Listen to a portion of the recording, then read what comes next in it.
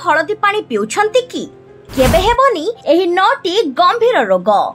आज आमे आपनकु हलदी पानी पीबार उपकारिता विषय कहबो। हलदी को आमे घरे मसला हिसाब रे व्यवहार करिथाउ। याको बहुत पुरातन कालरू विभिन्न रोग पई व्यवहार करा जाय आसुछि, किंतु आज आमे हलदीर एबिति आश्चर्यकारी फायदा विषय कहबो, जहाको सुनि आपण कहिबे जे मु ए पर्यंत हलदी पानी पी नाही। तेबे चलंतु जानिबा हलदी पानी पीबार फायदा विषय रे। प्रथमटी हेला रोग प्रतिरोधक शक्ति बढ़ाए। हलदी रे लिपोपोलिक सर्कराइड्स थाए, जहा आपणकर रोग प्रतिरोधक शक्ति बढ़ाई दैथाए। तेणु ठंडा कासरू हेबाकु जाउथुबा इन्फेक्शन को एहा बहुत परिमाण रे ह्रास करिथाए। द्वितीयटी हेला क्षत भरिबा प्रक्रिया को त्वरान्वित करे। हलदी रे क्षत को शीघ्र भरिबार गुण रहिथाए। तृतीय रे हेला आंटु गंठी फुलिबा रोग को ठीक कराइथाए। चतुर्थटी हेला कैंसर रु रक्षा करे। पंचमटी हेला कोलेस्ट्रॉल कम करे। षष्ठटी हेला हजम क्रिया भलो होइथाए। सप्तमटी हेला लिवर को स्वस्थ रखे। अष्टमटी हेला मस्तिष्कर विकास करे। नवमटी हेला चेहरा रु बयस जनित झोरी दूर करिथाए।